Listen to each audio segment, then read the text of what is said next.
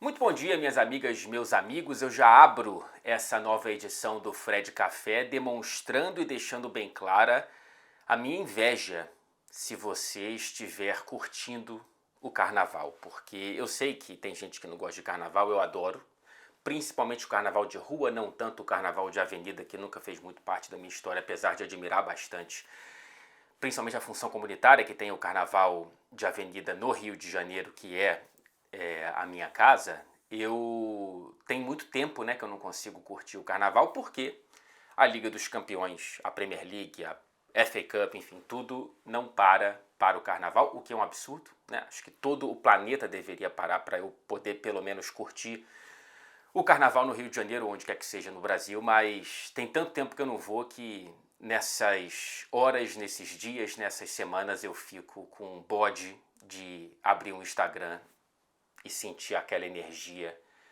que eu não consigo sentir de perto. Mas, enfim, espero que o nosso Fred Café consiga tirar um pouco da sua ressaca ou talvez trazer um pouco mais de vida e energia para essa sua segunda-feira para falar desse fim de semana de futebol internacional.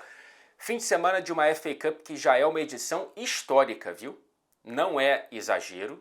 Eu sei que nós do lado de cá da imprensa a gente usa muito essas hipérboles para momentos em que elas não são tão bem-vindas assim, mas eu te prometo que a palavra histórico ela se encaixa nessa edição da FA Cup. Basicamente porque a atual edição da competição mais antiga do futebol, que é uma competição linda, que começa lá na base da pirâmide do futebol inglês, ela primeiro traduz a força da classe média da Premier League quando a gente olha para os classificados para essas quartas de final, e segundo que traz um cenário que a gente não via há 50 anos, cara. Meio século que a gente não vê o que a gente está vendo nesses classificados para as quartas de final. Lembrando que nessa segunda-feira ainda teremos a definição do classificado entre Nottingham Forest e Ipswich Town. Imagino que o Forest passe adiante, mas vai saber, né? Nessa Copa das Zebras pode ser que pinte mais uma. De qualquer maneira, já temos a definição de que é a primeira vez de 1975 para cá que a gente chega nos 8 classificados finais, 9 com essa perna ainda não definida, com apenas um representante do Big Six. É a primeira vez, repito, desde 1975, sendo que em 75 não tinha nem esse conceito de Big Six, esse conceito que muita gente fica se perguntando, provocando, né, um pouco o Tottenham, por que o Tottenham está lá e tudo mais. É um conceito que vai mudando ao longo da história. Ele se torna Big Six a partir dos anos de 2010, não tem tantas décadas assim, com a ascensão do Manchester City pós chegada de Abu Dhabi e a ascensão do Tottenham sob a gestão de Daniel Levy, que por mais que não tenha se traduzido em títulos, se traduziu muito numa força financeira e numa presença muito constante na Liga dos Campeões do Tottenham. Esse Big Six que antes ele era um Big Four, né, era um Big 4 com Liverpool, United, Arsenal e Chelsea. Um pouco antes era Big Five sem o Chelsea, com o Tottenham e o Everton. O Everton que até o fim da década de 80 era o segundo maior campeão da Liga Inglesa pré-Premier League. Esse conceito que falou muito já de tradição e cada vez mais fala mais de grana do que tradição. Enfim, a gente só tem um sobrevivente do Big Six, que é o Manchester City, entre esses 9 sobreviventes na FA Cup. Da criação da Premier League para cá, de 92 para cá, a gente teve 32 edições completas da FA Cup. Apenas 4 edições, 12,5%, foram vencidas por clubes parte do mundo fora do Big Six, que é uma série aqui do canal que eu tenho que voltar a fazer, mas o calendário não permite tanto. O Everton, em 95, que dá até para excluir dessa relação, porque na época o Everton ainda era parte, né, da elite do futebol inglês. O Portsmouth, em 2008. O Wigan, em 2013. E o Leicester, em 2021. 4 de 32 edições. Trocando em miúdos tudo isso, a gente está diante de um evento inédito para praticamente todo mundo aqui no vídeo, né? Eu não vi, não sei se você era nascido em 75, acredito que a maioria de vocês não.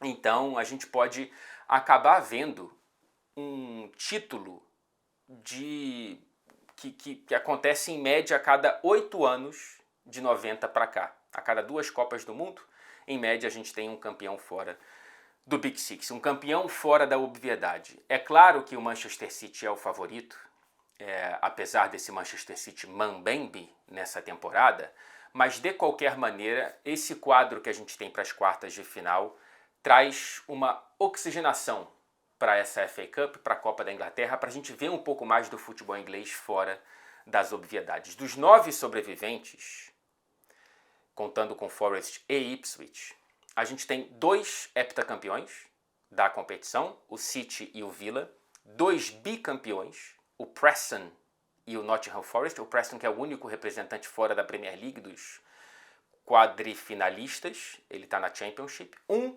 campeão, que é o Ipswich, e 4 potenciais campeões inéditos, Brighton, Bournemouth, Crystal Palace e Fulham. Então, metade dos 8 quadrifinalistas nunca levantou a competição mais tradicional do futebol inglês. O Fred Café, como você está acostumado e está acostumada, é um apoio da Melita, é uma parceria que me dá muita alegria e que eu fico muito feliz de poder chamar uma marca tão tradicional e tão especialista em café como a Melita. Um segundo para tomar um golinho, por favor. A Melita que tem a missão de conectar aqui no Fred Café e no meu canal do YouTube especialistas em futebol internacional. Lembrando que para você que está aqui, temos um cupom de desconto em todo o site da Melita, um cupom de 10% de descontos. Fred10 é o nome do meu cupom, tem o QR Code aqui na tela para você ir direto lá no site e fazer as suas comprinhas, se possível, por favor. Frete grátis a partir de R$ 250 da sua compra, combinado? Fred Café tem o apoio da Melita, toda segunda-feira, 11 horas da manhã, mais ou menos, aqui no meu canal de YouTube. A Melita é o café oficial do Fred Café. A Melita desperta você para sentir mais o esporte. Eu vou dar uma passada rapidamente nos jogos aqui, não vou entrar em muitos pormenores. Eu cobri apenas um jogo em loco nessa rodada, que foi a vitória do Manchester City de virada para cima do Plymouth Argyle, que chegou, portanto, como foi de virada, a estar à frente do placar. Esse mata-gigantes que foi o Plymouth, que conseguiu bater o Brentford e depois eliminou o Liverpool, o líder da Premier League, caindo para o então lanterna da Championship, algo absolutamente mágico. E quase 8 mil torcedores do Plymouth, que fica no extremo sul da Inglaterra, viajaram mais de 6 horas aqui para o norte, para Manchester, para poder acompanhar o time, e eles saíram na frente e eu tive a felicidade de filmar a reação da torcida do Plymouth na hora do 1-0. Cara, foi um momento absolutamente maravilhoso. Olha a quantidade de abraços que tem nesse vídeo, a quantidade de braços erguidos e tudo mais. Eu estava filmando antes do escanteio ser cobrado e no escanteio teve esse gol.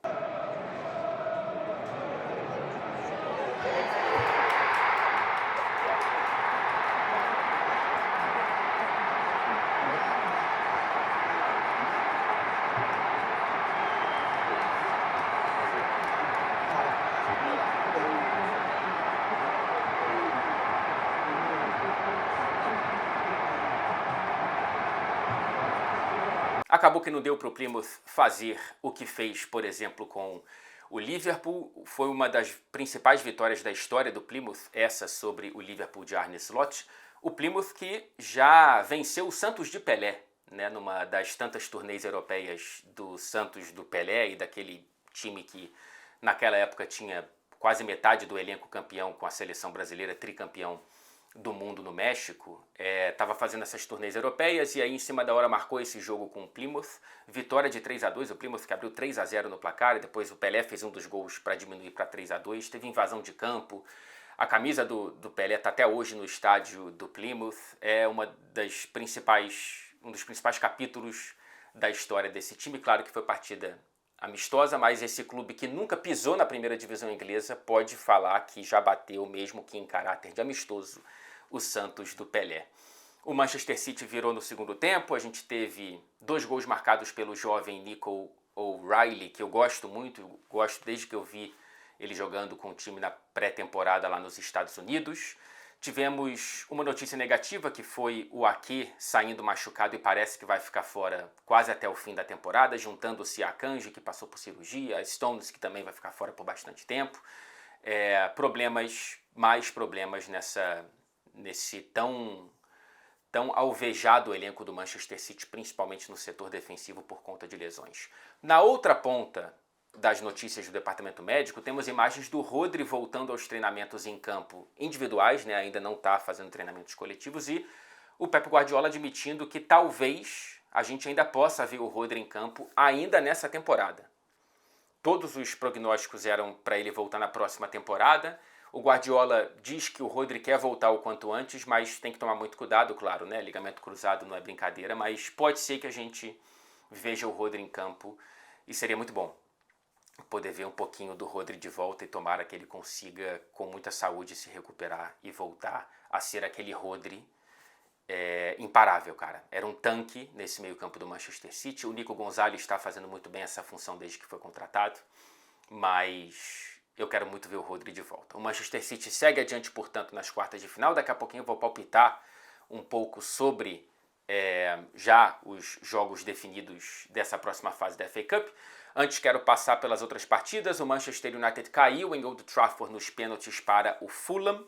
Saiu atrás no placar, depois conseguiu empatar num grande gol, numa grande finalização do Bruno Fernandes, que cada vez mais volta a nos lembrar que é uma das raríssimas boas notícias desse Manchester United. Certamente o principal jogador do Manchester United na era pós-Ferguson, nessa era de tantas pancadas negativas, né? O Fulham eliminando o Manchester United pela primeira vez na FA Cup em mais de 100 anos, é outro recorde negativo desse Manchester United.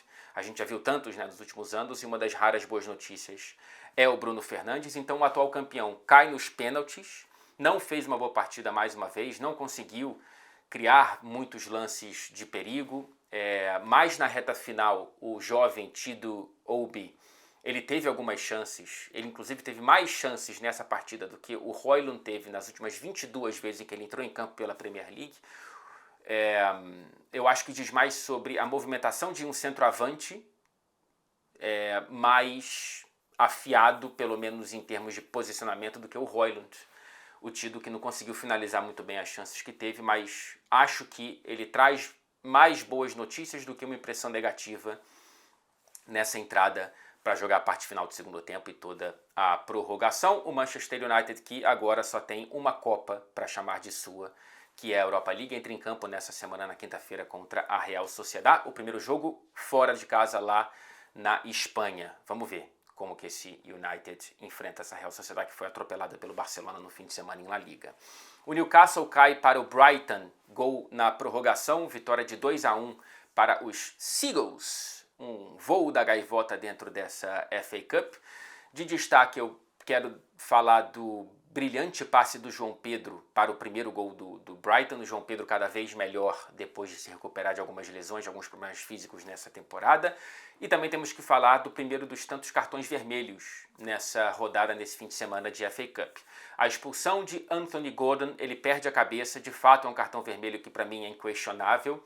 A questão é que o Newcastle vai tentar apelar contra a extensão da suspensão, porque a suspensão automática pela conduta violenta do Gordon, né, que dá uma pancada ali na área superior, ali na cabeça, pescoço do adversário do Brighton, ele pega 3 jogos de suspensão, portanto, em teoria está fora da final da Copa da Liga Inglesa contra o Liverpool. Agora no dia 16 de março estarei lá cobrindo em loco, no estádio Wembley.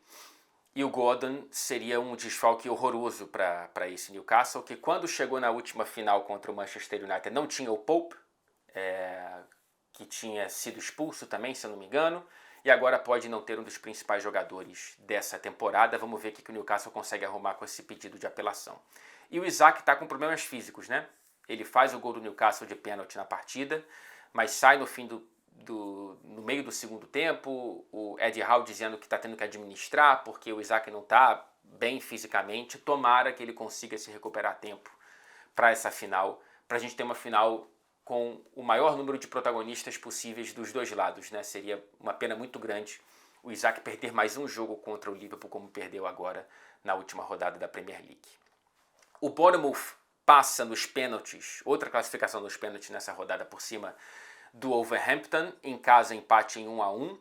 A gente teve as duas facetas do Matheus Cunha em campo mais uma vez. O brilhantismo, ele marca um golaço de fora da área. Se você não viu, por favor, veja. Mais um golaço dessa temporada brilhante do Matheus Cunha. Porém, mais uma vez, uma demonstração de que ele está com um pavio muito curto, cara.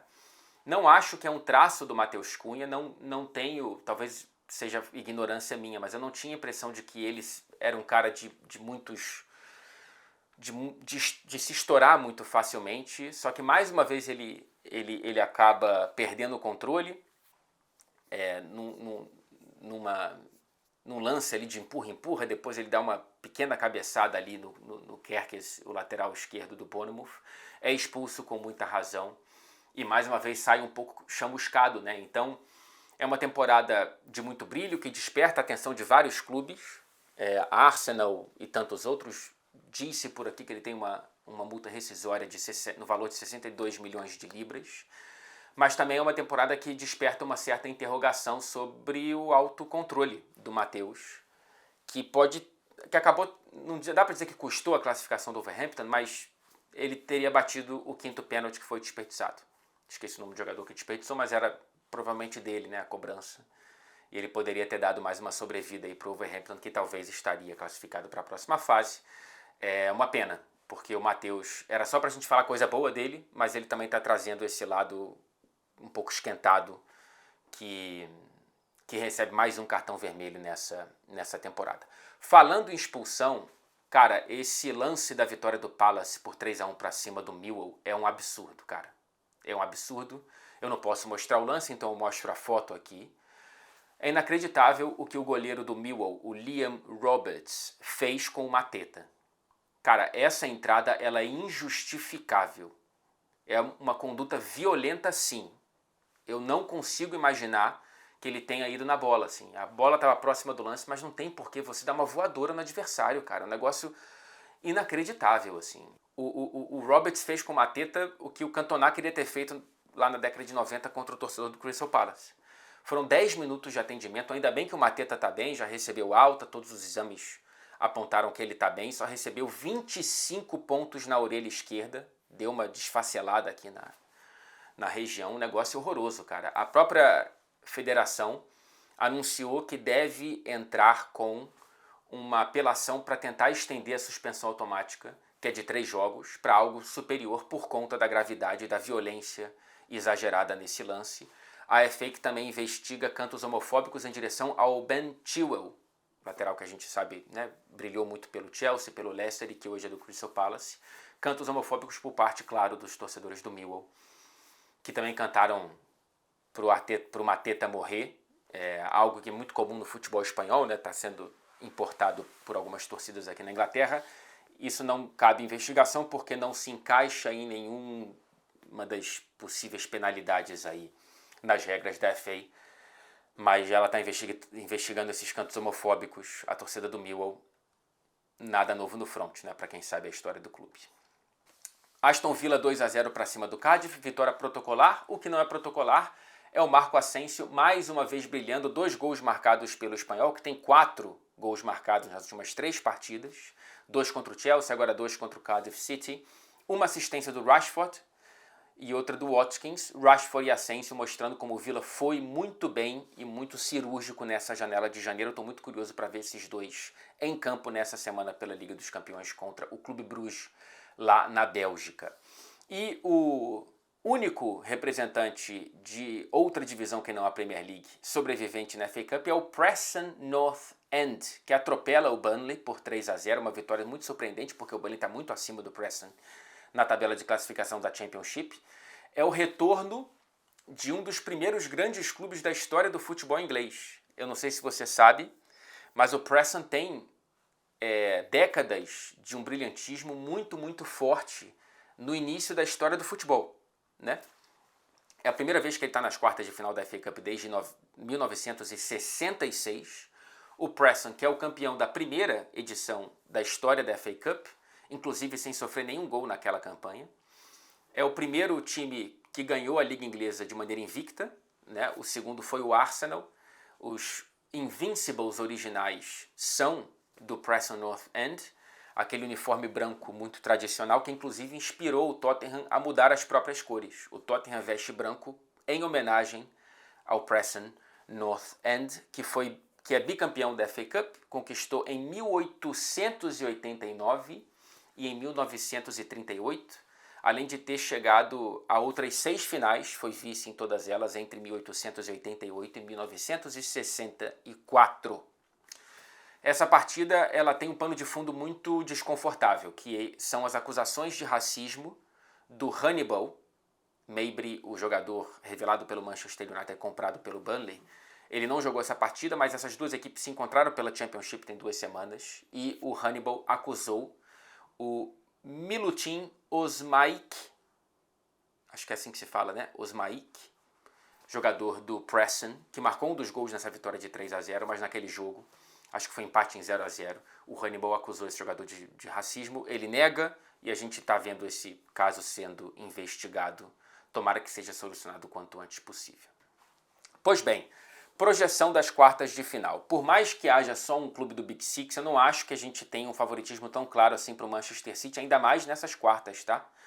Porque vai enfrentar o Bournemouth fora de casa. E foi lá que o Manchester City sofreu a primeira derrota da temporada na Premier League, em novembro. É outro Manchester City, está um pouco mais revigorado, está um pouco mais oxigenado, está com novos reforços e tudo mais. O Bournemouth não está tão bem no retrospecto recente dentro de casa, perdeu o Wolverhampton outro dia na Premier League, agora só empatou com o Wolves, que faz uma temporada ruim. Mas eu não acho que é um favoritismo tão claro assim não, tá? E quando eu falo que essa FA Cup ela valoriza a classe média da Premier League, é porque a gente tem, dentro das quartas de final, provavelmente o Forest vai passar pelo Ipswich, o terceiro colocado da Premier, o sétimo colocado que é o Bournemouth, o oitavo que é o Brighton, o nono que é o Fulham, o décimo que é o Aston Villa, o 12º que é o Crystal Palace, todos à frente de, por exemplo, Manchester United e Tottenham. Então, quando a gente fala de Big Six, da ausência do Big Six, a gente fala de clubes poderosos e muito ricos e, enfim, elencos melhores, mas não são campanhas melhores do que os que estão classificados nem mesmo na Premier League. Então a gente vai ter o Preston recebendo o Aston Villa, acredito que pare por aí a campanha do Preston North End, passa o Aston Villa. O Fulham recebendo o Palace, acho que o Palace passa, inclusive meteu um 2-0 no Craven Cottage recentemente na Premier League. Esse encontro do Brighton e Forest vai ser muito interessante lá no Amex Stadium, lá no sul da Inglaterra. Se o Forest, claro, passar pelo Ipswich. Recentemente meteu um 7-0 para cima do Brighton em Nottingham e no turno foi 2-2 lá em Brighton. E o Bournemouth e City, acho que o City passa, mas ainda assim não me surpreenderia se não passasse. Então, estou muito interessado para ver quais serão os semifinalistas, jogos em Wembley, a partir das semifinais na FA Cup. Que bom, cara, que bom que a gente tem um pouco mais de variedade. Eu admito aqui que eu gostaria de ver uma final sem envolver o Manchester City, porque eu gostaria de ver clubes que querem não essa taça para salvar a temporada, como seria para o Manchester City, mais ou menos porque o grande foco do Manchester City é classificar-se para a próxima Champions, portanto ficar no G5 ou no G4 da Premier League. Eu queria ver uma final entre dois clubes que têm na taça da FA Cup,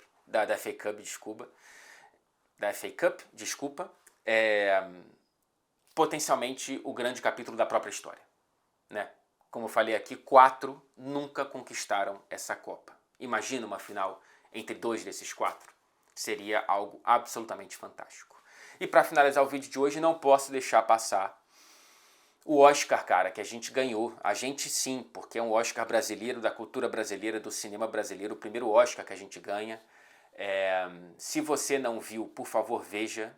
É um filmaço, cara. É um filme muito, muito, muito emocionante e que traz mensagens que são muito importantes, ainda mais no zeitgeist que a gente vive no planeta e no Brasil, queira ou não. É um filmaço e eu vou levar a Sara, minha querida companheira, para ver esse filme, que eu acho muito importante, não só enquanto arte, mas também enquanto mensagem política. E eu já vi esse filme, né, nessa minha ida mais recente ao Brasil em novembro, foi lindo, vi com meu pai, com a minha irmã, e quero muito, com as minhas 2 irmãs inclusive, com 2 das minhas 3 irmãs, a gente viu esse filme juntos. Eu quero ver agora, acho que a gente vai conseguir ver nessa sexta-feira, eu e a Sara, O filme que chegou aqui nos cinemas do Reino Unido no último dia 21.